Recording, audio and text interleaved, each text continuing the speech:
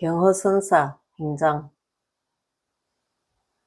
일찍이 대중에 들어 이르기를 무릇 조정문화의 마음법을 전수하여 줌에 본이 있고 증거가 있어서 가히 어지럽지 못하리라. 예전에 황백은 백장이 마조의 할을 하던 것을 들어 말함을 듣고 도를 깨달아 백장의 법을 잇고,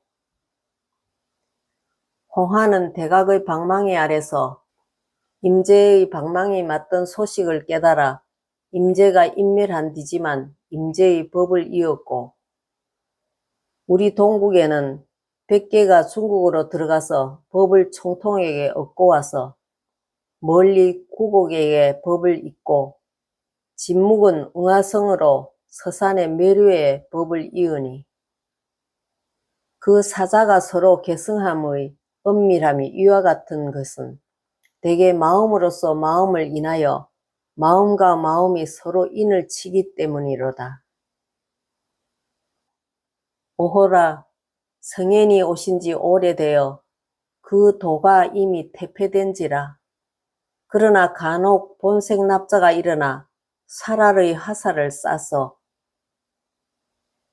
한 개나 반 개의 성인을 얻기 때문에 은밀스럽게 정종을 부지하니 암흑 속의 등불이요 죽음 속에 다시 삶과 같도다. 내가 비록 도가 충실하지 못하고 성을 점검하지 못하였으나 일생 동안 향할 바는 기의 일착자를 분명히 밝히는 것이었더니 이제 늙은지라 뒷날 나의 제자는 마땅히 나로서 용암 장로에게 법을 이어서 그 도통의 원언을 정리하고 만화강서로서 나의 수업사를 삼음이 옳도다. 이제 유교를 쫓아 법의 원류를 거슬러 올라간 즉 화상은 용암, 회원을 잇고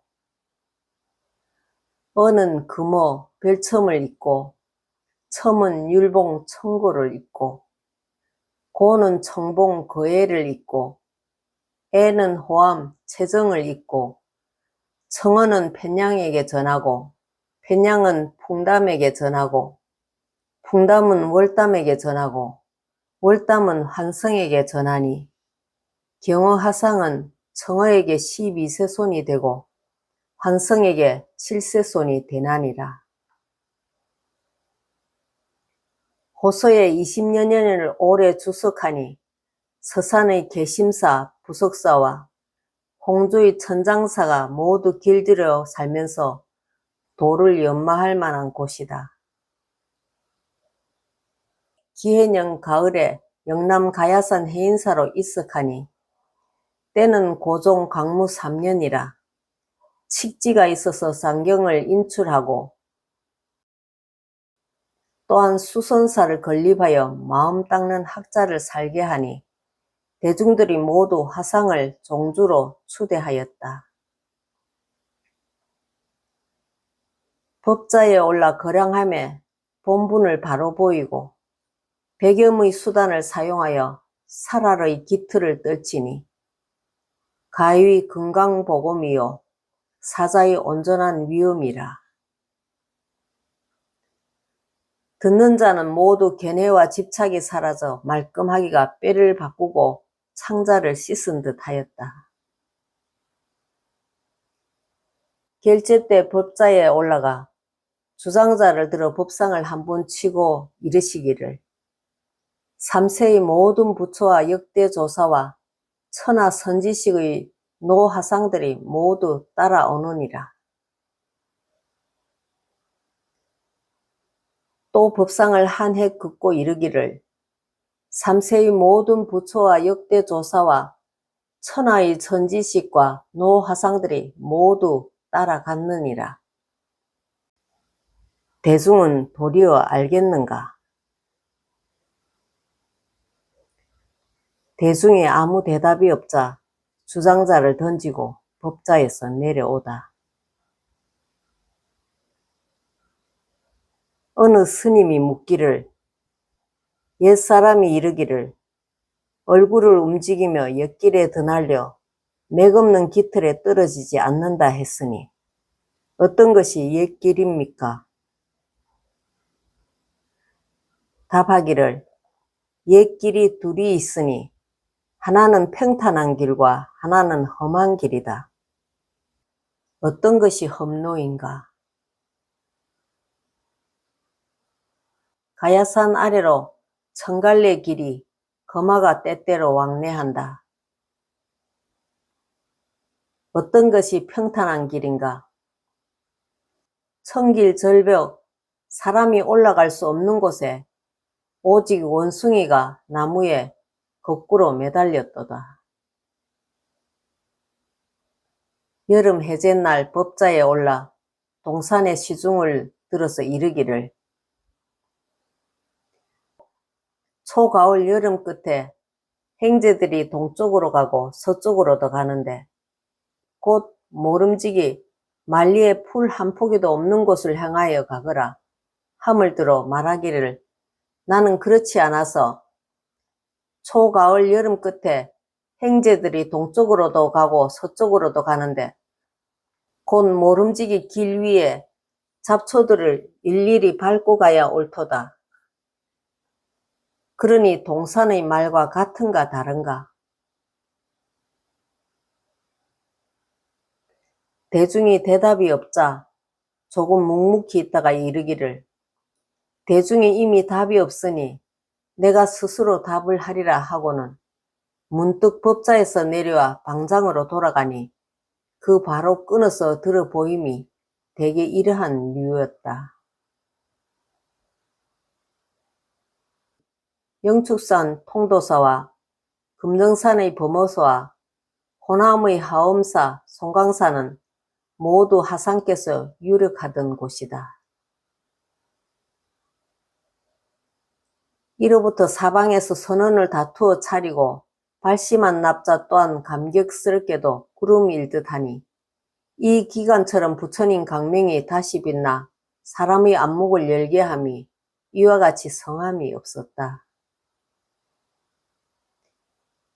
이민년 가을 하상이 범어사 금강암에 주석할 때 읍내 동쪽에 있는 마하사에 나한 개분불사가 있어서 화상을 청하여 증명법사로 모시는데 밤이 저물어 절 입구에 다다르니 길이 어두워서 걷기가 어려운데 마침 그 절 주지 스님이 앉아 조는데 어떤 노스님이 말하기를 큰 스님이 오시니 급히 나가 영접하여 드리라. 주지 스님이 꿈을 깨자 횃불을 들고 동구 밖으로 내려가 보니 과연 하상이 오는지라 비로소 나한의 해몽인 줄 알고 대중에게 말하니 다들 놀라며 전날 해방하고 화상을 믿지 않던 사람들이 모두 와서 참여하였다. 겸묘년 가을 범어사로부터 해인사로 가던 도중에 한 구절 읊으니 아는 것이 없이 이름만 높아졌고 세상은 험한데 어느 곳에 이 몸을 숨길까 알 수 없네. 어촌과 술집은 어디엔들 없으려마는 이름은 숨길수록 더 드러나는구나. 대개 시는 뜻을 말하는 것이라 가히 그 뜻이 당신의 자취를 감추는 데 있는 것이나 오직 명리를 구하는 세상 사람들은 알 수가 없는 것이다. 다음 해인 갑진년 봄에 오대산으로 들어갔다가 금강산으로 해서 안병군 서강사에 도착하니 때마침 500나한 개분불사를 하면서 제방의 석덕들이 법회에 와서 증명법사로 참석하였는데 화상이 증명단에 올라가 독특하고도 능란한 변제로 법을 설하니 대중들이 합장하고 희우하다고 감탄하였다. 불사를 해양한 뒤 자취를 감추니 어디로 갔는지 아무도 몰랐다. 이로부터 10년이 지난 뒤 수월 하상으로부터 예산군 정예선언으로 서신이 왔는데 그 내용인즉 하상께서 머리를 기르고 선비의 옷차림을 하고 값싼 관계등지를 내왕하며 혹은 시골 서당에서 훈장도 하며 혹은 시장거리에서 술잔도 기울이기도 한다는 것이다. 임자년 봄 갑산 웅이방 도화동 서재에서 입적하였다 하여 해월과 망공 두 사행이 곧 그곳으로 가서 난덕산으로 운구하여 다비를 하고 임종계를 얻어가지고 돌아오니 곧 인멸하신 그 이듬해인 개축년 7월 25일이었다. 그 동네 노인들에게 들으니 화상이 하루는 울밑에 앉아서 학동들이 풀 뽑는 것을 구경하다가 호련히 눕더니 일어나지 못하며 말하기를 내가 매우 피곤하구나 하거늘 사람들이 부축하여 방 안으로 모셨으나 먹지도 않고 말도 하지 않고 신음도 하지 않고 다리를 펴고 누웠다가 그 이튿날 해 뜰 무렵 호련히 일어나 앉아 붓을 잡아 개송을 썼다. 마음딸이 외로이 둥글게 빛나니 빛이 만상을 삼켰도다. 빛과 경계를 함께 잊으니 다시 이것이 무엇인고.